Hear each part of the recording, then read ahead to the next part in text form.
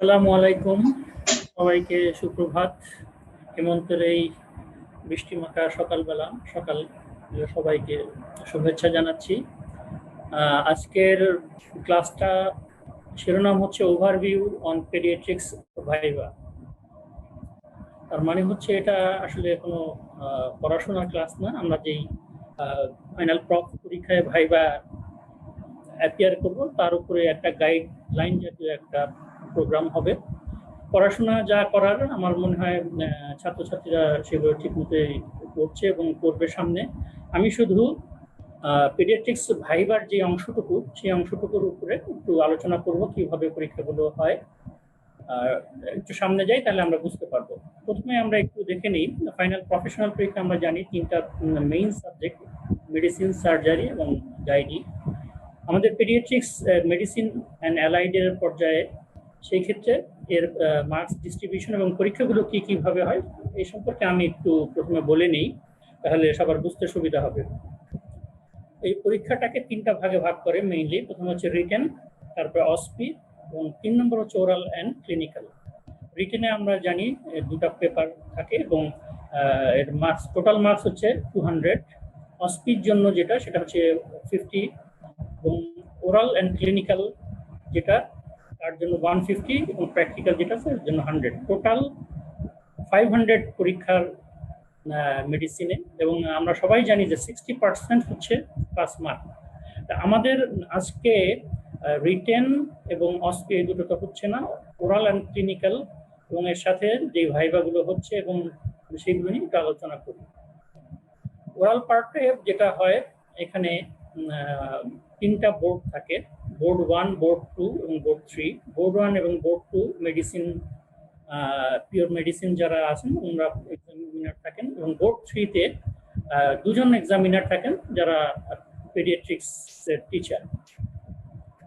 তো এখানে যে জিনিসটা হয়, ওরাল পার্টে আমরা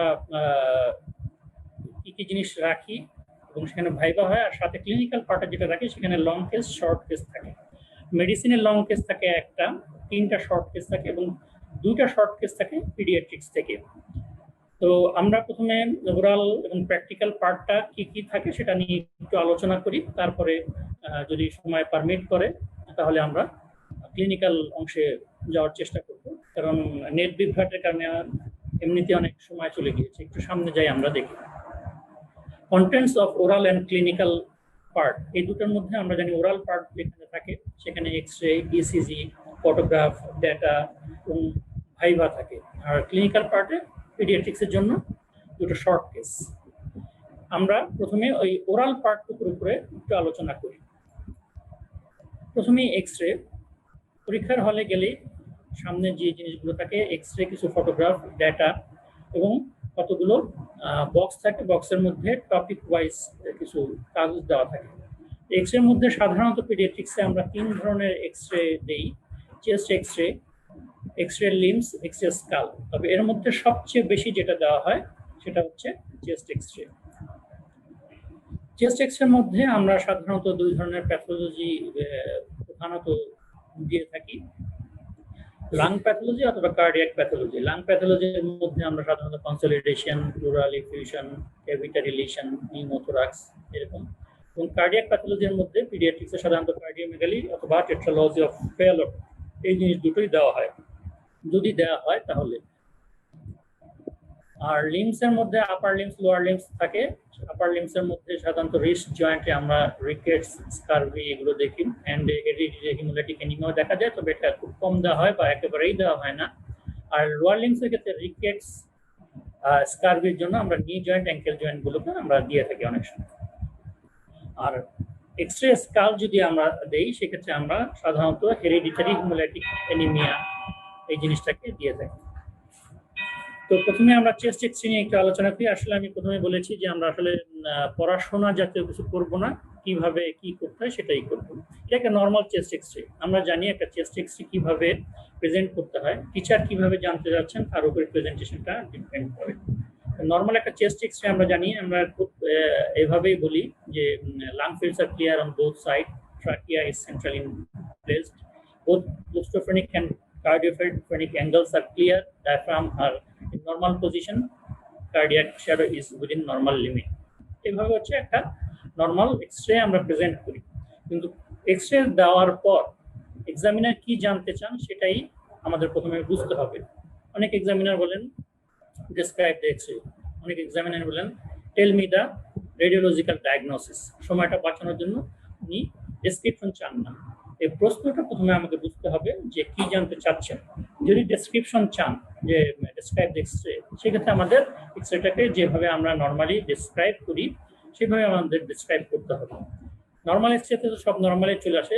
যদি কোনো ফাইন্ডিংস থাকে, এমন কোনো এক্স-রে থাকে, সেক্ষেত্রে ফাইন্ডিংসের যে জায়গাটা, সেই জায়গাটাকে প্রথমে হাইলাইট করে বলে তারপরে বাকি জায়গাতে আমরা যাব। উদাহরণ হিসাবে আমরা দেখি, প্রথমে একটা প্লুরাল এফিউশনের এক্স-রে এখানে আছে এবং এখানে আমরা দেখতে পাচ্ছি যে dense homogeneous opacity occupying the right lower zone of the lung with a প্রিসেন্টিক আপার মার্জিন, এরকম একটা বর্ণনা আমরা বলি। এই প্লুরাল এফিউশন এটা কিন্তু ইউনিল্যাটারাল এবং এটা রাইট সাইডেড। যখন আমরা ডেসক্রিপশন দিব, শেষে আমরা সেটা বলবো যে এটা একটা রাইট সাইডেড প্লুরাল এফিউশন। অথবা যদি টিচার জানতে চান যে what is your radiological diagnosis, straightforward তখন আমাকে বলতে হবে it's a right sided pleural effusion. অর্থাৎ কোনো টিচার প্রেফার করেন যে উনি টোটাল ডেসক্রিপশনটা শুনবেন, কারণ ডেসক্রিপশন এক্সামিনি জানে কিনা সেটা বোঝার জন্য এবং কিভাবে প্রেজেন্ট করতে হয় সেটা জানার জন্য। অনেক এক্সামিনার আবার চেষ্টা করেন যে at a glance say radiological এতই অবভিয়াস থাকে যে রেডিওলজিক্যাল ডায়াগনোসিসটা যদি সে বলতে পারে তাহলে আমাকে বাকি প্রশ্নগুলো করা সহজ হয় বা সময় পাওয়া যায়। কারণ ওই সময়টুকুর মধ্যে দুজন এক্সামিনারের যতটুকু সময় ভাগ করা থাকে ওই সময়টুকুর মধ্যেই তাকে প্রশ্নগুলো করতে হবে বলে অনেকে এই জায়গাটুকু স্কিপ করতে পারেন। তবে আমাদের প্রিপারেশন দুটোই নিতে হবে। তাহলে এরপরে এর থেকে যে প্রশ্নগুলো আসে, এর কজ কি বা ডিফারেন্সিয়ালস গুলো কি কি। যদি ডিফারেন্সিয়ালস আমরা বলি, মোস্ট কমন যেটা পিডিয়াট্রিক্সের গুলো আমরা বলবো। আমরা অনেক সময় দেখি যে প্লুরাল এফিউশন বললে অনেকে ব্রঙ্কোজেনিক কার্সিনোমার দিকে চলে যায়, এভাবে আমরা বলবো না। পিডিয়াট্রিক্সের যেটা ইম্পর্টেন্ট, দুইটা বা তিনটা যদি আমি বলি ডিফারেন্সিয়াল ডায়াগনোসিস, তাতেই আমার মনে হয় এনাফ।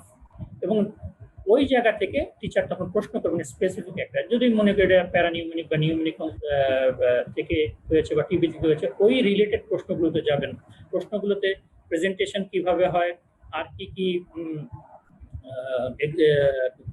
ইনভেস্টিগেশন আছে, ট্রিটমেন্ট কি, এই জিনিসগুলো জানতে চান। তো সুতরাং যেই এক্স-রেটা যার কাছে যাবে ওই রিলেটেড ওই রোগটা নিয়ে পুরোটা আমাকে অ্যান্সার করার একটা মানসিক প্রস্তুতি নিয়ে রাখতে হবে। সুতরাং প্লুরাল এফিউশনের যে এক্স-রে, এটা খুব কমন দেওয়া হয়। এটা একটা প্লুরাল এফিউশনের এক্স-রে এবং এই এক্স-রেতে বাইল্যাটারাল প্লুরাল এফিউশন আমরা দেখতে পাচ্ছি। সেই ক্ষেত্রে বাইল্যাটারাল প্লুরাল এফিউশন কোথায় কোথায় হতে পারে সেই জিনিসটা আমরা জেনে নিব এবং ওই অনুযায়ী প্রেজেন্টেশন এবং অন্যান্য যে ইনভেস্টিগেশনগুলো আছে সেই ইনভেস্টিগেশন এবং ট্রিটমেন্ট পর্যন্ত আমরা চলে যাব। এখানে একটা ক্যাভিটারি লিশনের একটা এক্স-রে, এখানে আমরা এয়ার ফ্লুইড লেভেল দেখতে পাচ্ছি এবং কোন জোনে কোন সাইডে এটা মেনশন করতে হবে ডেসক্রিপশনের পরে। আর যদি বলে না স্ট্রেট কাট রেডিওলজিক্যাল ডায়াগনোসিস কি, সেক্ষেত্রে আমরা কোন সাইডে কি লিশন কোন জোনে আছে সেটুকু আমরা বর্ণনা করব এবং সাথে ওইটুকু মনে রাখবো যে এর সাথে কিন্তু আমরা ডিডি বলতে হবে বা একটা ডায়াগনোসিস বলতে হবে। এবং সেই ক্ষেত্রে আবার সেই একই জিনিস রোগীর প্রেজেন্টেশন, ইনভেস্টিগেশন, এর ট্রিটমেন্ট প্ল্যান কি হবে, এই জিনিসগুলো এর সাথে সাথে চলে আসবে। কনসলিডেশন, সেই কনসলিডেশন কিভাবে, এটা সবচেয়ে কমন দেওয়া হয়। কনসলিডেশন বিভিন্ন জায়গায় বিভিন্ন রকম হতে পারে, লেফট সাইডে, রাইট সাইডে, 2-3টা জোন একসাথে হতে পারে, একটা জোনে হতে পারে। এই জিনিসটা আমাকে জানতে হবে এবং এর কজগুলো জানতে হবে। এই যে আর একটা কনসলিডেশন, এই ক্ষেত্রেও ঠিক একইভাবে আমরা এক্স-রেটাকে বলবো। তবে আমাকে খেয়াল রাখতে হবে যখনই আমি এক্স-রেগুলো দেখবো যে ফোকাসড যে পার্টটুকু, সেই পার্ট ছাড়া অন্য কোথাও আর কিছু আছে কিনা এটা কিন্তু আমাকে দেখে নিতে হবে যাতে আমি মিস না করি। সাধারণত এমবিবিএস পরীক্ষাগুলোতে একটা লিশনের দিকেই ফোকাস করা থাকে। সাধারণত পোস্ট গ্রাজুয়েশন পরীক্ষাগুলোতে 2টা বা 3টা লিশন থাকতে পারে, তবে এমবিবিএস সাধারণত একটাই থাকে এবং ওইটুকুকে পুরো অ্যান্সার করে যেতে পারলে আমার মনে হয় যে এই জায়গাটুকুতে পুরো মার্কস পাওয়া সম্ভব। নিউমোথোরাক্স, যে ট্রান্সলুসেন্সি এখানে আছে এই সাইডে, এই সাইডে ব্রঙ্কোভাস্কুলার মার্জিন খুব প্রমিনেন্ট দেখা যাচ্ছে, সুতরাং এটাও একটা থাকতে পারে। এবার হচ্ছে কার্ডিওমেগালি, তার মানে হচ্ছে কার্ডিয়াক লিশন। কার্ডিওমেগালি কিভাবে আমরা বের করি আমরা জানি, এখানে তার একটা আউটলাইন দেওয়া আছে। আমরা মিড লাইন বরাবর একটা স্ট্রেট লাইন জানি এবং মিড লাইনটা আমরা জানি স্পাইন বরাবর মিড লাইন, এবং ওই মিড লাইন থেকে বোথ সাইডে ম্যাক্সিমাম ডায়ামিটার কার্ডিয়াক ডায়ামিটারটা আমরা নিব, নেওয়ার পরে দুটোকে অ্যাড করে টোটাল থোরাসিক যে ডায়ামিটার সবচেয়ে বেশি যেখানে তার সাথে কম্পেয়ার করলে বোঝা যাবে কার্ডিওমেগালি কিনা। এইখানেও কার্ডিওমেগালি যদি থাকে, ডেসক্রিপশন চাক বা যাই চাক, এর সাথে কজ জানতে চাইবে। আরেকটা ইম্পর্টেন্ট যেটা নাকি পেডিয়াট্রিক্সে প্রায়ই দেওয়া হয়, সেটা হচ্ছে টেট্রালজি অফ ফ্যালট। এই যে বুট শেপড হার্ট মানে upward tilted apex with concave margin, এটাকেও বর্ণনা করতে হবে। এবং টেট্রালজি অফ ফ্যালটের কম্পোনেন্টস গুলো কি কি কি নিয়ে প্রেজেন্ট করে, তারপর ক্লিনিক্যাল সাইনগুলো কি থাকে, সেগুলো কি কি ইনভেস্টিগেশন করব, কি কিভাবে আমরা চিকিৎসা করব, এই টোটাল জিনিসটুকু এই টেট্রালজি অফ ফ্যালটের থেকে আসবে। এবং অনেক সময় এর থেকে জিজ্ঞেস করে যে what are the other congenital heart diseases, classification জানতে চায়। এবার আসি এরকম একটা, যদি হাতের এক্সরে, রিস্টের এক্সরে, সাধারণত রিকেটসের এক্সরেগুলো এরকম থাকে, সেখানে আমরা যে জিনিসগুলো দেখছি, যে রিকেটসের যেই ক্লাসিক্যাল ফাইন্ডিংস যেগুলো হয়, কাপিং, ফ্রেইং, স্প্রেইং, তারপরে ডিস্টেন্স এবং অস্টিওপেনিয়া, যেই ফিচারগুলো থাকে জেনারেল অস্টিওপেনিয়া, সব ফিচারগুলো কিন্তু এখানে আছে। সুতরাং এটাকে যদি আমরা বলি যে এটা কিসের এক্সরে, ডেসক্রিপশনের পরে জিজ্ঞেস করতে পারে, তাহলে most probably x-ray of rickets. Rickets কেন হয়, রিকেটস যে রোগীরা আছে সেই রোগীরা কি নিয়ে প্রেজেন্ট করে, what are the investigations to support this diagnosis, how will we treat rickets, how will we prevent rickets, এই ধরনের প্রশ্নগুলো রিকেটসের ক্ষেত্রে করা হয়ে থাকে। রিকেটস কেন হয়, ভিটামিন ডি ডেফিসিয়েন্সিতে যদি হয় তাহলে ভিটামিন ডি সোর্সগুলো কি, কোথায় পাওয়া যায়, এই জিনিসগুলো এই প্রশ্নের সাথে, এই এক্সরের সাথে চলে আসবে। সুতরাং এটাও একটা ইম্পর্টেন্ট এক্সরে, এই জিনিসটা আমাকে ভালো করে দেখতে হবে। আসলে আমি যে এক্সরেগুলো এখানে দেখাচ্ছি, এই এক্সরেগুলো তো সব মেডিকেল কলেজে এইভাবে থাকবে না। সুতরাং যাদের যাদের মেডিকেল কলেজ যেগুলো এক্সরেগুলো আছে সেইগুলোকেই ভালো করে দেখে এবং তার ডেসক্রিপশনটা ভালো করে বলার ক্যাপাবিলিটি তৈরি করতে হবে, তাহলে আমার মনে হয় তারা ভালো বলতে পারে। এবং রিকেটস সম্পর্কিত সমস্ত জিনিসই তার মানে করায়ত্ত থাকতে হবে। একটা নি জয়েন্টের, এটা একটা স্কারভির এক্সরে, সেখানে আমরা যা দেখতে পাচ্ছি গ্রাউন্ড গ্লাস অ্যাপিয়ারেন্স, ফ্রিঙ্কলস লাইন, উইমবার্গার সাইন, হ্যাঁ, এই জিনিসগুলো আমরা একটু কম্পেয়ার করে যদি রিকেটসের সাথে দেখবো যে রিকেটসের এক্সরেগুলো একটু ভাঙা, খাওয়া, ডার্টি টাইপের, কিন্তু স্কারভির যে এক্সরেগুলো খুব সুন্দর প্রমিনেন্ট দেখা যায়। এই দুটো দিকেও বোঝা যায়। তাহলে স্কারভি সম্পর্কিত যত সব প্রশ্ন আছে সেই প্রশ্নগুলো এখানে চলে আসবে, ডেসক্রিপশন, ডায়াগনোসিস এবং তার সাথে প্রশ্ন, ইনভেস্টিগেশন। এবার আসি আমরা স্কালের একটা এক্সরে, ল্যাটারাল ভিউ। এখানে আমরা যে জিনিসটা দেখতে পাচ্ছি, সেখানে আমরা দেখতে পাচ্ছি যে widening of the diploid space, thinning of the outer table, and there is hair on end appearance. এই যে ফিচারটা, এই ফিচারটা হেরিডিটারি হিমোলাইটিক অ্যানিমিয়াতেই থাকে। আমরা হেরিডিটারি হিমোলাইটিক অ্যানিমিয়াই বলবো ডায়াগনোসিস হিসাবে, কোনো স্পেসিফিক কিছু বলবো না। তখন যদি জানতে চাই তাহলে কোনটা হতে পারে, সেক্ষেত্রে আমরা বলতে পারি মোস্ট প্রবাবলি থ্যালাসেমিয়া বা যেটাই হোক। কিন্তু আমরা যখন ডেসক্রিপশন দিব বা ডায়াগনোসিস বলতে বলবে, রেডিওলজিক্যাল ডায়াগনোসিস, সেক্ষেত্রে আমরা হেরিডিটারি হিমোলাইটিক অ্যানিমিয়া এই প্রশ্ন আমরা বলবো।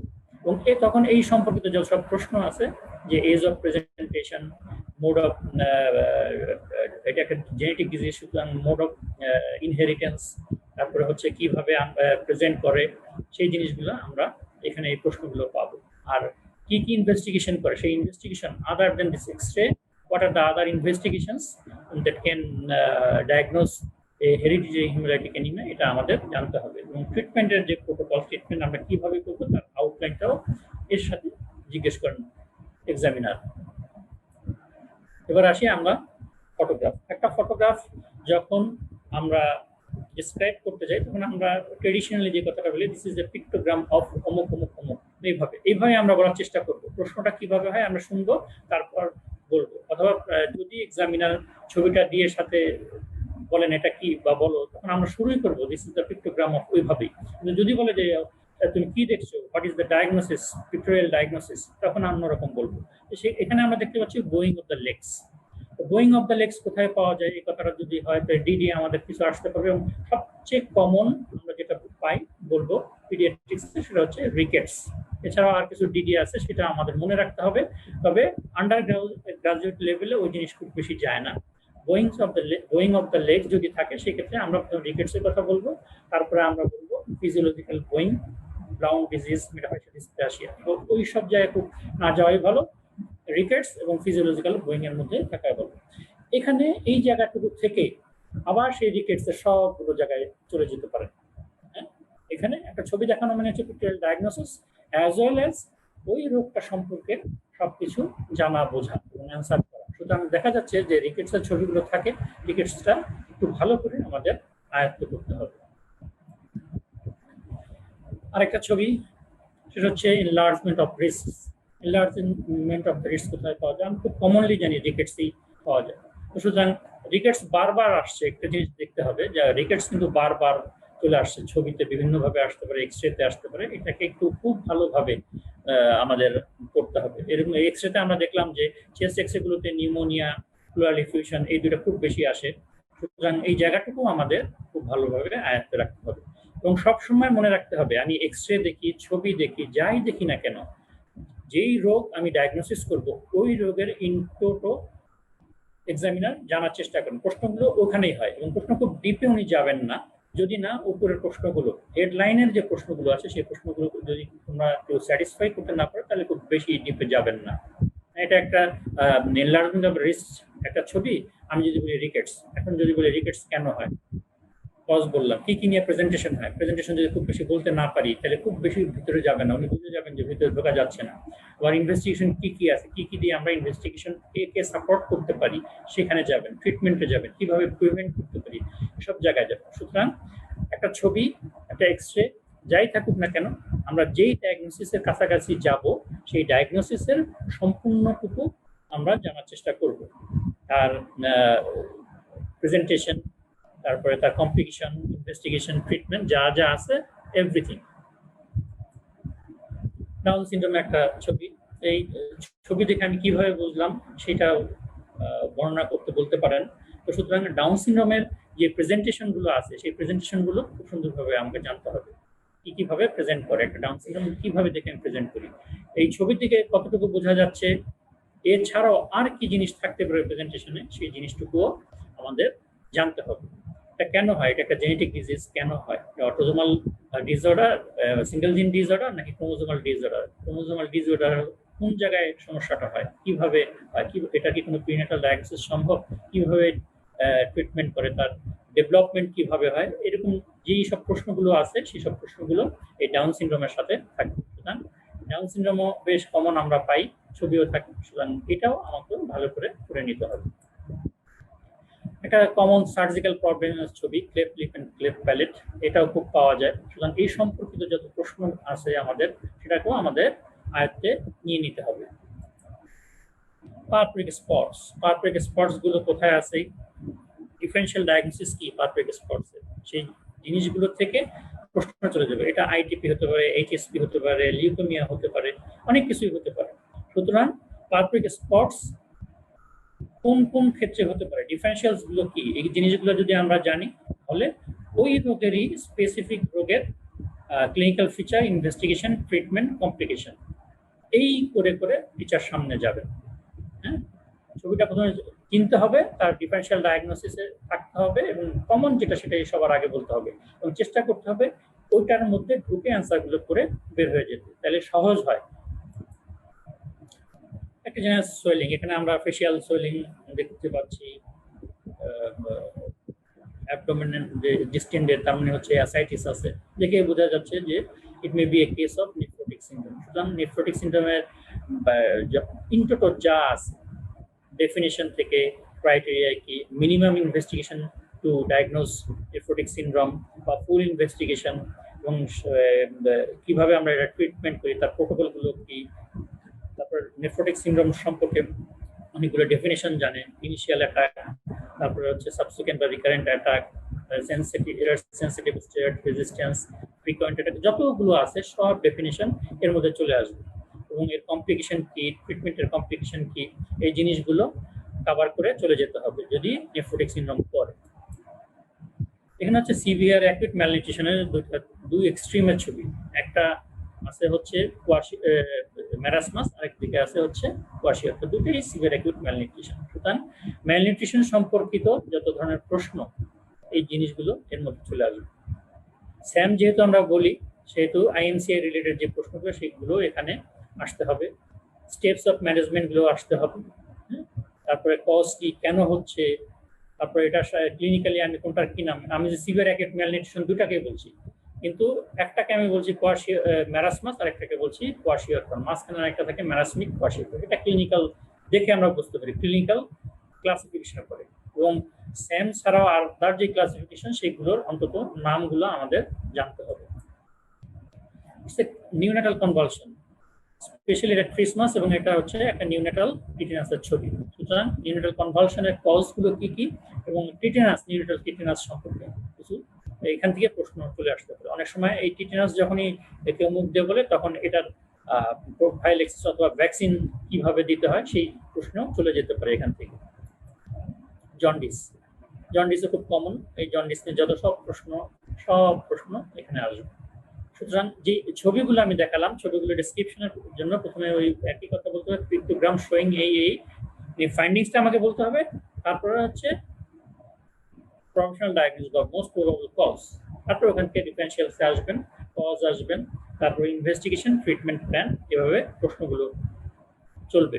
এবং আমি বলেছি যে এই ছবিগুলো খুব কমন, প্রায় সব মেডিকেল কলেজেই থাকে, এইখান থেকে তো আসেই। তাছাড়াও কোনো বিশেষ মেডিকেল কলেজে যদি নিজস্ব কোনো ছবি থাকে সেই ছবিগুলো আমি বলবো তারা যেন। এবার আমরা আসি একটু ডাটা ইন্টারপ্রিটেশনে। আমাদের এক্সরে চলে গেল, ছবি চলে গেল, ডাটা ইন্টারপ্রিটেশন এই পার্ট টুতে আমরা এবার আসবো। ডাটা ইন্টারপ্রিটেশনের মধ্যে কমনলি যে জিনিসগুলো দেয়া থাকে বা দেয়া হয় আন্ডার গ্রাজুয়েট লেভেলে ফাইনাল প্রফেশনাল পরীক্ষায়, সেগুলো হচ্ছে iron deficiency anaemia, haemoglobin electrophoresis বা হেরিটেরি হিমোলাইটিক এনিমিয়া, এই নিয়ে কোনো প্রশ্ন, নেফ্রোটিক সিনড্রোম, অ্যাকুট গ্লোমেরুলোনেফ্রাইটিস নিয়ে ডাটা, কনজেনিটাল হাইপোথাইরয়েডিজম অনেক সময় দেয়, অনেক সময় দেয়। তাহলে আমরা একটা ডাটা প্রথমে একটু দেখি। প্রথম ডাটা বলছে যে a 5-year-old girl presented with weakness in pallor, আর CBC report shows haemoglobin, ESR সব দেওয়া, এখানে PVF এ দেওয়া, MCV, MCH, HC, এই RBC ইন্ডেক্সিস সেগুলো দেওয়া আছে, রেটিকুলোসাইট দেওয়া আছে। প্রশ্নগুলো কি এখানে আছে, what is your diagnosis, what are the abnormal findings, how will you treat the child, খুব কমন। এছাড়াও অন্য প্রশ্ন টিচার টু টিচার ভ্যারি করে তারা করতে পারেন, কিন্তু আমরা যদি এই জায়গাটুকু দেখি যে প্রশ্নের মধ্যে আছে কি উইকনেস অ্যান্ড প্যালোর, এই দুটা থেকেই প্যালোর যেহেতু বলে সুতরাং একটা এনিমিয়ার পেশেন্ট হওয়ার সম্ভাবনা বেশি। সিবিসি রিপোর্টে আমরা দেখতে পাচ্ছি হিমোগ্লোবিন বেশ কম, 6.5, ESR বেশি, কিন্তু অন্যান্য কাউন্টগুলো যেগুলো আছে they are within normal limit. Peripheral blood ফিল্মে আমরা দেখতে পাচ্ছি microcytic hypochromic anaemia, target cell, nucleated RBC, কিন্তু কোনো ফ্র্যাগমেন্টেড আরবিসি নাই। হিমোগ্লোবিন কম, এটা এনিমিয়া। পিভিএফ এ দেখাচ্ছে এটা microcytic hypochromic anaemia. MCV, MCS এগুলো হচ্ছে রিডিউস, আমি সব চলে যাচ্ছে মাইক্রোসাইটিক হাইপোক্রোমিক এনিমিয়া এবং আয়রন ডেফিসিয়েন্সি এনিমিয়া। সাথে সাথে একটা ডিডিও চলে আসে, সেটা হচ্ছে থ্যালাসেমিয়ার একই ধরনের পিকচার পাওয়া যায়, কিন্তু সেই ক্ষেত্রে ফ্র্যাগমেন্টেড আরবিসি থাকবে পিভিএফ এ। রেটিকুলোসাইট কাউন্ট দুই ক্ষেত্রে বাড়তে পারে। সেই ক্ষেত্রে ডায়াগনোসিস যদি আমরা বলি তাহলে আয়রন ডেফিসিয়েন্সি এনিমিয়া বললেও যদি বলে যে আর ডিফারেন্সিয়াল কি হতে পারে, সেক্ষেত্রে আমরা এটা হেরিটেরি হিমোলাইটিক এনিমিয়াও বলতে পারি। সেই ক্ষেত্রে সেটা ডিফারেন্সিয়েট করার জন্য স্পেসিফিক যে টেস্ট আছে সেই টেস্টটা আমাকে জিজ্ঞেস করতে পারে। এই জায়গাটার মধ্যে এটা যে একটা এনিমিয়ার ডেটা, এটা বুঝতে কোনো সমস্যা নেই, এবং দুইটা এনিমিয়ার তথ্য এখানে আছে সেটাও বুঝতে কোনো সমস্যা নেই। আর ওই দুটাকে ডিফারেন্সিয়েট করার জন্য দুটা পরীক্ষা আমরা করতে পারি, সেই পরীক্ষাটাও প্রশ্ন এখানে আসতে পারে। What are the abnormal findings, abnormal findings যেগুলো দেখে আমরা বুঝতে পারি যেটা কোন ধরনের রোগ, তার মধ্যে হিমোগ্লোবিন যে কম, এটা একটা অ্যাবনর্মাল ফাইন্ডিংস আমরা দেখতে পাচ্ছি। পিভিএফ এর মধ্যে বেশ সবগুলোই abnormal, MCV, MCSC reduced rate of abnormal reticulocyte count less than 2% normally থাকার কথা, এখানে মোর দেন 5%। সুতরাং এখানে এটা একটা এনিমিয়ার পেশেন্ট এবং maybe a case of iron deficiency anaemia or hereditary haemolytic anaemia. সুতরাং এই দুটোকে আলাদা করার জন্য আমাদের কি ইনভেস্টিগেশন করতে হতে পারে সেটাও একটা প্রশ্ন এখানে হতে পারে। 2 নম্বর ডাটাতে আমরা চলে যাই। এখানে বলা হচ্ছে a 18-month-old child presented with progressive pallor, মানে ধীরে ধীরে ধীরে সে ফ্যাকাশে হয়ে যাচ্ছে। সুতরাং এটা কি হতে পারে, এই জায়গা থেকেই মাথায় একটা প্রশ্ন আসবে। তারপরেও কতগুলো ইনভেস্টিগেশন এখানে দেওয়া আছে। Haemoglobin 7 gram per decilitre, PBF microcytic hypochromic anaemia, target cell nucleated RBC, fragmented cell. তো বোঝা যাচ্ছে যে এখানে ভাঙাচোরা হচ্ছে ভিতরে। হিমোগ্লোবিন ইলেকট্রোফোরেসিসও দেওয়া আছে, সেখানে হিমোগ্লোবিন এ, haemoglobin A2, haemoglobin F, haemoglobin ই কি পরিমাণ আছে এগুলো দেখেও আমরা বুঝেই যাই যে এটা একটা হেরিডিটারি হিমোলাইটিক অ্যানিমিয়া। যেহেতু হিমোগ্লোবিন ই আছে, সুতরাং ই বিটা থ্যালাসেমিয়া হওয়ার প্রবাবিলিটি সবচেয়ে বেশি। প্রশ্নটা হয়ে যাচ্ছে এরকম, হোয়াট ইজ ইউর ডায়াগনোসিস, একেবারে straight cut, name one blood test for this case, আরেকটা টেস্ট করে আমরা কিভাবে বুঝতে পারবো সেগুলো, tell the treatment protocol for the patient.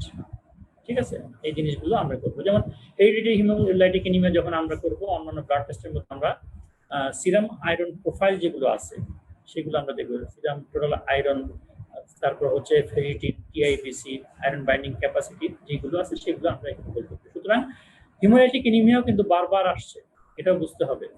সুতরাং এইটারও প্রিপারেশন ভালো মতো আমাদের নিয়ে রাখতে হবে। Data number 3, a 3-year-old boy presented with generalized swelling of body, scanty micturition for 4 days. Bedside urine test shows 3+ albumin or proteinuria. Investigation report shows 24 hours urinary total protein 4 gram per day, serum albumin 2.2 gram per deciliter, serum cholesterol 250 milligram per deciliter. What is it? খুব clear cut, খুবই clear cut বোঝার জন্যই দেওয়া হয়, কারণ এখান থেকে examiner প্রশ্ন ঢুকে যাবে না। আমরা বুঝতেই পারছি এটা একটা নেফ্রোটিক সিনড্রোমের রোগীর ডেটা দেওয়া আছে। সুতরাং সেই ক্ষেত্রে ডায়াগনোসিস বলা এবং এই রিলেটেড যে চিকিৎসা প্রোটোকল বা ট্রিটমেন্ট প্রোটোকল আছে সেটা জানা, এর কমপ্লিকেশন কি ধরনের হতে পারে, first attack, initial attack, recurrent attack, এই ধরনের প্রশ্নগুলো এই আমাদের নেফ্রোটিক সিনড্রোম থেকে চলে আসবে। Data number 4, a 6-year-old boy presented with puffy face, scanty smoky urine for 4 days. His BP is 110/90 millimeter of mercury. Investigation report shows urine RET protein 2+, RBC present, RBC cast present, serum creatinine 1.8 milligram per deciliter, ASO titer 400. What is the diagnosis? এটা খুব clear cut, এটাও আমরা বুঝতে পারছি it is a case of post-streptococcal acute glomerulonephritis. সুতরাং ডায়াগনোসিসটা আমরা বলতে পারবো। What complications can develop if remain untreated, মানে এজিএন এর কি কমপ্লিকেশন হতে পারে সেটা আমরা জানতে হবে। How will we treat the child, কিভাবে আমরা এটাকে ট্রিটমেন্ট করবো, সাপোর্টিভ ট্রিটমেন্ট কিভাবে দিব, স্পেসিফিক ট্রিটমেন্ট যদি থাকে কিভাবে দিব, সবগুলো সুন্দর করে আমাদের বলতে হবে। আদার ইনভেস্টিগেশন আমরা কি করতে পারি এটাকে সাপোর্ট করার জন্য, সেই প্রশ্ন এখানে চলে আসছে। দিস আর দ্য প্রোফর্মা যে জায়গাগুলো থেকে প্রশ্নগুলো হয় এবং অ্যান্সারগুলো কিভাবে করতে হয় খুব ধীরে ধীরে এবং কনফিডেন্টলি আমাদের বলে যেতে হবে। সুতরাং এজিএন সম্পর্কেও আমাদের একটা ভালো ধারণা থাকতে হবে। Data number 5, CSF analysis of an unconscious child shows physical examination যদি আমরা CSF এর করি সেক্ষেত্রে আমরা কালার পাচ্ছি ক্লিয়ার, প্রেশার ইনক্রিজড, সাইটোলজিতে দেখাচ্ছে 500 per cubic millimeter of blood total cytology, এর মধ্যে নিউট্রিফিল হচ্ছে 40%, লিম্ফোসাইট 60%। বায়োকেমিস্ট্রি দেখাচ্ছে যে protein 450 milligram per decilitre, glucose 60 milligram per decilitre. এটাও ক্লিয়ার কাট। প্রশ্নটা হচ্ছে what is your diagnosis, name one clinical test. Clinical test মানে হচ্ছে যে এই রোগীর যদি আমি মনে করি যে কেস অফ মেনিনজাইটিস, সুতরাং ক্লিনিক্যাল টেস্টের মধ্যে আমাদের নেক্রোলজি, কার্নিক সায়েন্স এই জিনিসগুলো জানতে চাচ্ছেন আর কি।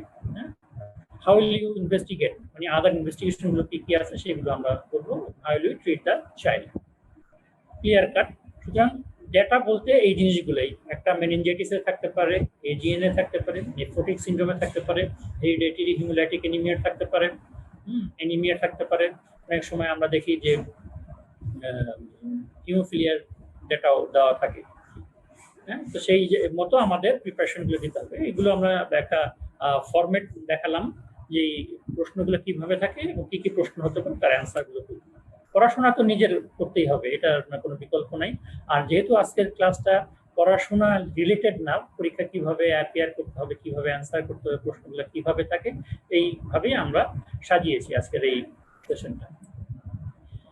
এই তো হয়ে গেল আমার ডেটা, এক্স-রে এবং ফটোগ্রাফ। তারপরে কিছু কাগজ থাকে, যে কাগজগুলো টিচাররা অনেক সময় নিজে উঠিয়ে দেন অথবা বলেন যে তুমি এখান থেকে একটা টানলে দেখা যায় তার মধ্যে এরকম কিছু কিছু টপিক দেওয়া থাকে, সেই টপিক নিয়ে প্রশ্নগুলো থাকে। অনেকগুলো টপিক, অনেক টপিক যতগুলো হইতেছে সবগুলোই থাকে। আমি এখানে কিছু কয়েকটা টপিক জাস্ট বোঝানোর জন্য, বলার জন্য নিয়ে এসেছি। মনে করলাম কারো গ্রোথ অ্যান্ড ডেভেলপমেন্ট, এটা করব। গ্রোথ অ্যান্ড ডেভেলপমেন্টের মধ্যে গ্রোথের ডেফিনেশন, ডেভেলপমেন্টের definition, principles of development, domains of development, skills, what is ECD, early childhood development, এই জিনিসগুলো জাস্ট এক কথায় দুই কথায় জানতে চাই। অনেক সময় জিজ্ঞেস করে যে গ্রোথের একটা এক্সাম্পল শুনি, ডেভেলপমেন্ট কি দিয়ে বোঝা যায়, একটা এক্সাম্পল বলো তো ডেভেলপমেন্টের। যেমন সোশ্যাল স্মাইল একটা ডেভেলপমেন্টের এক্সাম্পল, কন্ট্রোল ডেভেলপমেন্টের এক্সাম্পল। গ্রোথের মধ্যে আমরা বুঝতে পারি তার ওয়েট, হাইট, মুয়াক, এসব দিয়ে বুঝতে পারি। তো সুতরাং গ্রোথের একটা এক্সাম্পল দিতে বললে অনেক সময় অনেকে চুপ করে বসে থাকে, বুঝতে পারে না এক্সাম্পল কি হতে পারে। এই কোশ্চেনগুলো কিন্তু ট্রিকি কোশ্চেন, এবং স্টুডেন্ট বা এক্সামিনি কতটুকু কনফিডেন্ট মানে শুধু মুখস্থ করে যে আসে না, সেই জিনিসগুলো বোঝার একটা উপায় হচ্ছে মাঝখানে মাঝখানে ইন্টারাক্ট করা। কারণ এই কাগজটা কিন্তু তোমার হাতেই থাকতে পারে, সেখানে তুমি প্রশ্নগুলো পেয়ে যেতে পারো ওপেন, বাট এর থেকেও একটা প্রশ্ন এদিক ওদিক অনেক সময় করে ফেলেন এক্সামিনার। আইওআইসিএফ, এটা নিয়েও অনেক প্রশ্ন হতে পারে। Benefits of breast feeding, exclusive breast feeding কি, প্রপার পজিশনিং, অ্যাটাচমেন্ট, এই জিনিসগুলো কি, অ্যাডভান্টেজ অফ কলোস্ট্রাম, এই জিনিসগুলো টুকটাক একটা একটা দুটো করে সবগুলো প্রশ্নে যে জিজ্ঞেস করবে এমন না, একটা দুটো জিজ্ঞেস করলে বুঝে যান এক্সামিনার যে তার ডেপথ কতটুকু এই টপিকের উপর, তখন হয়তো সুইচ করে যেতে পারেন, বা উনি চাইলে প্রথম থেকে সব কয়টা প্রশ্ন আপনাকে জিজ্ঞেস করে যেতে পারেন। আইএমসিআই আরেকটা ইম্পর্টেন্ট জিনিস, এই আইএমসিআই যত জিনিসগুলো আছে কোনো কিছুই মিস করা যাবে না। আইএমসিআই মানে কি, কি কি কম্পোনেন্টস আছে, জেনারেল ডেঞ্জার্স এগুলো কি কি, এই জিনিসগুলো আমরা ভালোভাবে জেনে মনে রাখবো, আর মনে রেখে ওইখানে পরীক্ষা হলে যাব। কারণ আইএমসিআই থেকে শর্ট কেসও যেমন থাকে, এখানেও প্রশ্ন থাকবে, যে কোনো সময় চলে আসতে পারে আইএমসিআই, সুতরাং আইএমসিআই কোনোভাবেই মিস করা যাবে না। ডায়রিয়াও ঠিক একইভাবে প্রশ্ন কি যা আছে আমরা দেখছি, আমরা জানি এই প্রশ্নগুলোই বারবার চলে আসে। ডায়রিয়া কাকে বলে, ডায়রিয়ার ক্লাসিফিকেশন আমরা জানি, রিসেন্টলি কাকে বলে, হোম ম্যানেজমেন্ট কি, ওআরএস এর কম্পোজিশন অনেক সময় জিজ্ঞেস করে, ওআরএস কিভাবে তৈরি করে, এই জিনিসগুলো জিজ্ঞেস করে। খুব সাধারণই আমরা যদি একটু মনোযোগ দিয়ে পড়ি তাহলে মনে রাখতে পারবো, এবং বারবার ডিসকাস করতে হবে।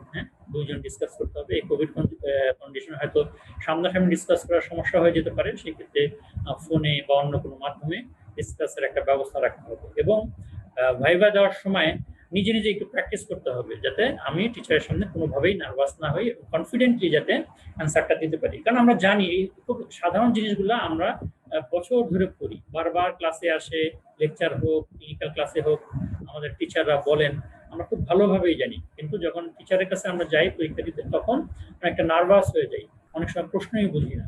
এই জিনিসগুলো যাতে না হয়, আমি জানি যে আমার সব স্টুডেন্টরা খুব ভালোভাবে প্রিপারেশন নিয়েছে, সামনে পরীক্ষায় তারা অবশ্যই ভালো করবে। শুধু একটা জিনিস, সেটা হচ্ছে ভয়টা না পাওয়া, কনফিডেন্ট থাকা, স্মার্টলি অ্যান্সার করা। এটা করলে আমার মনে হয় পেডিয়াট্রিক্সের যে অংশটুকু, এই অংশটুকু টোটাল 70 নম্বরের একটা পরীক্ষা, এই জায়গাটুকুতে সবাই উঠে যেতে পারবে বলে আমার ধারণা। তারপরে ইপিআই শিডিউল যেগুলো আছে, কমন ইমিউনাইজেশন যে শিডিউলটা আছে, ইপিআই শিডিউল, এটা আমাদের খুব ভালোভাবে জানতে হবে। কয়টা ভ্যাকসিন দিচ্ছি, ভ্যাকসিন প্রিভেন্টেবল ডিজিজগুলো কি কি, কোনটা কখন দিচ্ছি, কিভাবে দিচ্ছি, এই জিনিসগুলো একটু আমরা দেখে নিব। এই প্রশ্ন কিন্তু এখান থেকে হয়। এবার নিউনেটোলজির কিছু প্রশ্ন, নিউনেটাল সেপসিস সম্পর্কে, আর্লি অনসেট কাকে বলে, লেট অনসেট নিউনেটাল সেপসিস কাকে বলে, রিস্ক ফ্যাক্টরগুলো কি কি, কিভাবে প্রেজেন্ট করতে পারে, কি কি ডায়াগনোসিসের জন্য কি কি ইনভেস্টিগেশন আমরা করি, সেপসিস স্ক্রিনিং বলতে আমরা কি বুঝি, ট্রিটমেন্ট প্রোটোকল কি, কিভাবে দিব, এই জিনিসগুলো এর মধ্যে পড়ে যাবে। তারপরে নিউনেটাল জন্ডিস, এই প্রশ্নটুকু আমরা খুব ভালো ভাবে পাই, সেপসিস এবং জন্ডিসের পেশেন্ট খুব আসে, এই কারণে এখান থেকে প্রশ্নগুলো করতে পারে। যদি কারো হাতে পড়ে, সুতরাং এই ধরনের প্রশ্নের জন্য রেডি থাকতে হবে। লো বার্থ ওয়েটের যে প্রবলেমগুলো, ডেফিনিশন যেগুলো আছে সেগুলো জানতে হবে, ম্যানেজমেন্ট এগুলো একটু ইন টোটাল আমরা জেনে নিব। ইউনিটাল কনভালশন বা পেনিটাল অ্যাসফিক্সিয়া, এই জিনিসগুলো আমরা জানি। এবার নিউট্রিশনাল ডিসঅর্ডার, এটাও স্কেপ করার কোনো উপায় নেই। ছবি থাকে, তারপর অস্পির মধ্যে গ্রোথ চার্ট থাকবে প্লট করার জন্য। সুতরাং নিউট্রিশনাল ডিসঅর্ডারের মধ্যে পিএম এর মধ্যে কোনো কিছুই বাদ দেওয়া যাবে না। এখানে যে প্রশ্নগুলো আছে, টপিকগুলো হেডলাইন আছে, এই হেডলাইন ধরে ধরে অনেক সময় প্রশ্ন জিজ্ঞেস করে। সুতরাং নিউট্রিশনাল ডিসঅর্ডারের মধ্যে পিএম কে আমাদের ভালো করে জেনে নিতে হবে। যে ভিটামিন ডি ওর মধ্যেই পড়ে যায় আর কি। নিউট্রিশনাল, একটা প্রশ্ন প্রায় করা হয়, what are the common nutritional disorders in Bangladesh. সেক্ষেত্রে আমাদের ওগুলো বলতে হবে যে protein, energy, malnutrition, vitamin A deficiency, যা যা থাকে সেই সবটাই আমাদের বলে নিতে হবে। কাফ অ্যান্ড ডিফিকাল্ট ব্রিদিং, এটা নিউমোনিয়া, ব্রঙ্কোলাইটিস, অ্যাজমা এই নিয়ে আলোচনা হয়। এবং কাফ অ্যান্ড ডিফিকাল্ট ব্রিদিং নিয়ে যখন আসে, এর সাথে আইএমসি কোরিলেট করার চেষ্টা করা হয়। সুতরাং এখানে ক্লিনিক্যালি নিউমোনিয়া, ব্রঙ্কোলাইটিসের প্রশ্ন যেভাবে আসবে একইভাবে আইএমসিএও আসবে। সুতরাং দুটাকে ইনকর্পোরেট করে করতে পারলে সবচেয়ে ভালো। Joint pain and swelling, joint pain and swelling এর মধ্যে আমরা জানি কি কি হতে পারে। রিউমেটিক ফিভার হতে পারে, তারপরে হচ্ছে জিআইএ হতে পারে, বিভিন্ন ধরনের প্রবলেম গুলো হতে পারে। এই সম্পর্কিত যেই প্রশ্নগুলো হয় সেই প্রশ্নগুলো আমরা জানার চেষ্টা করব। কনজেনিটাল হার্ট ডিজিজ এমনিও আসতে পারে, এক্সরেতেও আসতে পারে, ছবি টফের অনেক বাচ্চা ছবি অনেক সময় থাকে, সেটাও দিতে পারে। সুতরাং এই হার্ট ডিজিজ, কার্ডিওভাস্কুলার সিস্টেমে কনজেনিটাল হার্ট ডিজিজ স্কিপ করার কোনো কারণ নেই, করাও যাবে না। অ্যাকুয়ার্ড হার্ট ডিজিজের মধ্যেও কিছু কিছু আমরা জেনে নিব। Fever and rash, fever and র্যাশও খুব কমন। ফিভার অ্যান্ড র্যাশ হয় এমন কিছু কিছু কন্ডিশনের নাম জানতে চায়। ডেঙ্গি তো খুব কমন ছিল আমাদের, ডেঙ্গি, চিকেনগুনিয়া, এছাড়াও অন্যান্য র্যাশ যে ফিভারগুলো আছে যেমন measles, chicken pox, even typhoid fever, এই জায়গাগুলোকে আমরা হাইলাইট করবো। এগুলো হচ্ছে ইনফেক্টিভ, নন ইনফেক্টিভ হতে পারে, যেমন ফিভার উইথ র্যাশ লিউকেমিয়াতে হতে পারে, তারপরে অ্যাপ্লাস্টিক অ্যানিমিয়াতে হতে পারে। এই জায়গাগুলো আমরা করে নিব। তার মানে হচ্ছে যে কোনো জায়গায় কিন্তু ছাড়ার স্কোপ নেই, সবকটা জায়গায় করে আমাকে আসতে হবে। কারণ এখান থেকেও কিন্তু লিউকেমিয়া অথবা অ্যাপ্লাস্টিক অ্যানিমিয়া এই জায়গায় চলে যেতে পারে। রং হাই ফিভার, যেমন এন্টেরিক ফিভার, ম্যালেরিয়া, কালাজ্বর, এই রিলেটেড যেসব প্রশ্ন হতে পারে সেগুলো আমাদের জেনে নিতে হবে। মনে রাখতে হবে যে এক একটা বোর্ডে দুজন যে বসেন তাদের যে সময়ের মধ্যে এই কাগজও ধরবে, ডেটাও ধরতে পারে, ছবিও ধরতে পারে, এক্সরেও ধরতে পারে, দুজন দুই রকম ধরতে পারে। হ্যাঁ, তো সুতরাং সব রকমের প্রিপারেশন আমরা নিয়ে রাখবো। এই ছিল আজকের ডিসকাশন এই ফাইনাল প্রফেশনাল পরীক্ষায় ভাইবা সম্পর্কে। শেষমেশ আমি একটু কথা বলবো, তার আগে যেই কথাটা আমি বলতে চাই সেটা হচ্ছে যে ক্লিনিক্যাল যে পার্টটুকু থাকে, সেই ক্লিনিক্যাল পার্টটুকু পিডিয়াট্রিক্সের ক্ষেত্রে থাকে হচ্ছে শর্ট কেস। আমরা জানি দুইটা শর্ট কেস দেওয়া হয়, এর মধ্যে একটা শর্ট কেস অবশ্যম্ভাবীভাবেই আইএমসিআই রিলেটেড দেওয়া হয়। আইএমসিআই রিলেটেড একটা দেওয়া হয় আর একটা দেওয়া হয় অন্য কিছু। আইএমসিআই যখন দেওয়া হয় তখন শর্ট কেসের ক্ষেত্রে আমাদের যে জিনিসটা জানতে হবে, যখন আমরা পরীক্ষা অ্যাপিয়ার করি বেডের সাথেই কিন্তু প্রশ্নটা দেয়া থাকে। এক্সামিনার শুধু পাশে দাঁড়িয়ে দেখবেন এবং শুনবেন, কিন্তু কোনো প্রশ্ন করবেন না, জাস্ট প্রশ্নটা দেওয়াই থাকবে, তুমি এটা করো, তুমি ওই জিনিসটা করো। হ্যাঁ, আইএমসি এর ক্ষেত্রে দেখা যায় ছোট একটা সিনারিওর মতো দেখে করতে বলা হয়। আমরা অনেক সময় যে ভুলটা করি সেই ভুলটা হচ্ছে রোগীকে গিয়ে আবার লেখা আছে the child presented with fever and cough for এই এরকম লেখা থাকে। আমরা রোগীকে গিয়ে অনেক সময় জিজ্ঞেস করি আপনার বাচ্চার কি হয়েছে, আপনার বাচ্চার কি হয়েছে, ওটা তো লেখাই আছে। আমি যদি জিজ্ঞেস করি তাহলে আমার এক সময় যায়, দ্বিতীয়ত দেখা যায় যে কাগজের সাথে ওটার অনেক সময় মিল পাওয়া যায় না, তখন সমস্যায় পড়তে হয়। সুতরাং প্রশ্নটা প্রথমে দেখতে হবে এবং বুঝতে হবে যে প্রশ্নতে কি চাওয়া হয়েছে, এবং সেই অনুযায়ী আমাকে প্রশ্নগুলো কি নিয়ে এসেছে, জেনারেল ডেঞ্জার সাইন আছে কিনা, তারপর তার অ্যাসেসমেন্টটা কি, ক্লাসিফিকেশনটা কি, আর যে ট্রিটমেন্ট প্ল্যানটা কি, তারপরে তাকে রেফারেল নলেজটা দিতে হবে, কবে সে চলে আসবে, হ্যাঁ, ফলো আপে কবে আসবে, এই যে জিনিসগুলো, এই প্রশ্নগুলো করে কিনা, মা যা অ্যান্সারই দেখে প্রশ্নগুলো করে কিনা, এই জিনিসটাই আইএমসিআইতে দেখা হয়। হ্যাঁ, আইএমসিআইতে বেশিরভাগ সময় আমরা দেখি যে একটা কাফ অ্যান্ড ডিফিকাল্ট ব্রিদিং এর রোগীকে দেওয়া হয়, সেক্ষেত্রে সে তার রেসপিরেটরি রেট কিভাবে কতক্ষণ দেখলো, সেটা কত আছে, এই জিনিসগুলো এখানে থাকে এবং এইগুলো এইভাবে দেখে দেখে আগাতে হবে। সময় যা থাকে তার মধ্যেই কিন্তু করতে হবে। একটা জিনিস মনে রাখতে হবে যে কিছু সময় আমাকে দিতে হবে এক্সামিনারকে, যাতে এক্সামিনার আমাকে অ্যাসেস করতে পারেন। আমি সম্পূর্ণ সময় যদি নিয়ে নিই তাহলে কিন্তু আমি এখানে প্রপার মার্কিংটা পাবো না, কারণ আমাকে কিছু ক্রস করতে হবে। আর দ্বিতীয় যে এটা থাকে, প্রশ্নটুকু থাকে, যে এক্সামিনেশন থাকে, সেই এক্সামিনেশনের মধ্যে সাধারণত দেখা যায় কোনো একটা পার্ট দেওয়া হয়, হয়তো palpate the abdomen, auscultate the chest, অথবা দেখা যাচ্ছে এক্সামিন দ্য এনিমিয়া বা লিম্ফ নোড এক্সামিনেশন, এরকম এক একটা পার্ট দেওয়া থাকে। খুব কমই দেখা যায় যে জেনারেল এক্সামিনেশন দেয়, কারণ হচ্ছে জেনারেল এক্সামিনেশন অনেক লেন্দি একটা ব্যাপার, এই সম্পূর্ণটা শেষ করতে অনেক সময় লাগে। তো সুতরাং একটা পার্ট দিলে আমার মনে হয় ওই সময়টুকু 3 মিনিটের মধ্যে কমপ্লিট করা সম্ভব, বাকি সময়টুকু তার ফাইন্ডিংসটা বলা এবং এক্সামিনারকে ক্রস করার সময়টা দিতে হবে। এটা হচ্ছে এই ব্যাপার। আর পরীক্ষার জন্য সবসময় যেটা করতে হবে, প্রথমেই ঠিক করতে হবে আমি যেই বেডে যাচ্ছি বেডের ডান দিকে দাঁড়ানো আছে কিনা, এটা মাস্ট, ডান দিকে দাঁড়ানো আছে কিনা সেটা খেয়াল করতে হবে। তারপর হচ্ছে আমি যেই রোগী দেখি না কেন, রোগীর অ্যাটেন্ডেন্ট যিনি আছেন তার কাছে পারমিশন নিতে হবে, গ্রিটিংস করে, গ্রিটিংসটাও একটা পার্ট, গ্রিটিংস করতে হবে, পরিচয় দিতে হবে এবং পারমিশন নিতে হবে। এবং যেই বাচ্চা থাকবে সে যদি কথা বলতে পারে, তার সাথে যদি কমিউনিকেট করা যায়, তাকে ওই জিনিসটা করতে হবে, তাকে অল্প করে এই প্রশ্নটুকু খুব দ্রুত শেষ করতে হবে, কিন্তু করতে হবে, স্কিপ করলে চলবে না, এটা একটা মার্কস ক্যারি করে।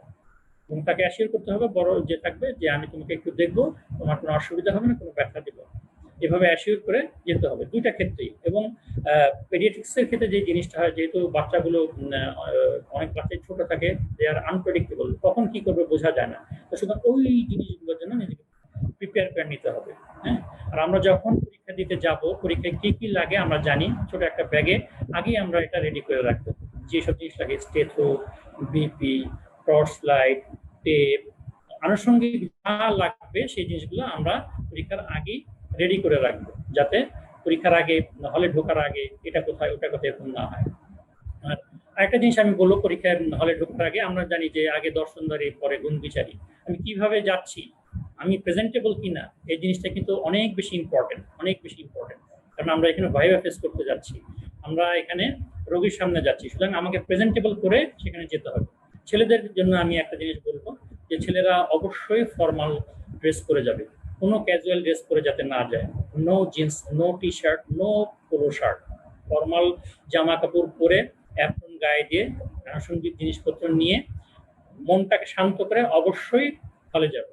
হ্যাঁ, জিন্স পরা বা কেটস পরা এই জিনিসগুলো কিন্তু অ্যালাউড না, এটা পরীক্ষার কোথাও কিন্তু লেখা নেই। কিন্তু আমি প্রথমে বললাম যে প্রথমে দর্শনধারী, পরে গুণ বিচারি, আগে দেখাতেই যদি ইমপ্রেশনটা খারাপ হয়ে যায়, তাহলে এক্সামিনার অনেক সময় ভালো প্রশ্ন করেন না। আর মেয়েদের ক্ষেত্রে সেটা বলবো যে খুব বেশি সাজগোজের দরকার নেই, স্বাভাবিক যে সাজে আমরা প্রেজেন্টেবল হতে পারি কোনো একটা ভাইভা বোর্ডে, কারণ সেখানে 3টা বোর্ডে 6 জন এক্সামিনারকে তোমাকে ফেস করতে হবে। এই কারণে আমি বলবো যে সম্পূর্ণ জিনিস পরীক্ষার আগের দিন রাতেই গোছগাছ করে সকালবেলা যখন পরীক্ষা হয় শান্ত মাথায় আমরা পরীক্ষায় যাব। একটা জিনিস মনে রাখতে হবে, বি কনফিডেন্ট, হ্যাঁ, বি কনফিডেন্ট থাকতে হবে, বি স্মার্টলি অ্যান্সার করতে হবে, কনফিডেন্টলি করতে হবে। নিজের মধ্যে, চেহারার মধ্যে যদি আমি অসহায়ত্ব তুলে ধরি, আমি ভয় তুলে ধরি, তাহলে কিন্তু এক্সামিনার সেটাকে পজিটিভ ভাবে নেবেন না।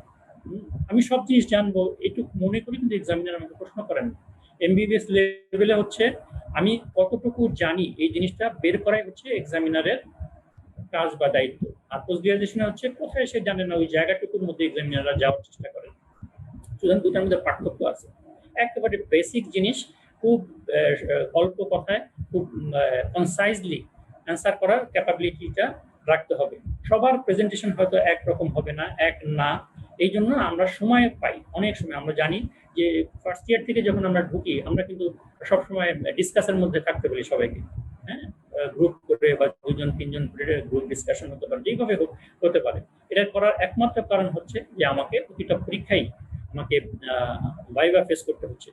এই কারণে আমি বলবো সবাইকে যে যতটুকু আজকে এই পরীক্ষার যে ওভারভিউ ভাইবার আমি দিলাম, আমি তো এখানে আসলে পড়ানোর কিছু নাই, কারণ সবকিছু করা। আমি জানি আমাদের স্টুডেন্ট খুব ভালো, তারা যাদের এখনো পুরোপুরি আয়ত্তে আসি তারা বাকি সময়টুকু কাজে লাগাবে সামনের পরীক্ষা, ওইভাবেই প্রিপারেশন নেবে, নিজেকে কনফিডেন্ট, স্মার্ট এবং প্রেজেন্টেবল করে পরীক্ষার হলে নিয়ে যাবে। আমি আশা করি আমার সব স্টুডেন্ট যারা আছে সবাই খুব ভালো করবে পরীক্ষাতে। তো আজকের ডিসকাশন এই পর্যন্তই থাকলো, পরে যদি কখনো সুযোগ হয় আমি অবশ্যই তোমাদের সাথে আসবো। তোমরা সবাই ভালো থাকো, সবার জন্য শুভকামনা।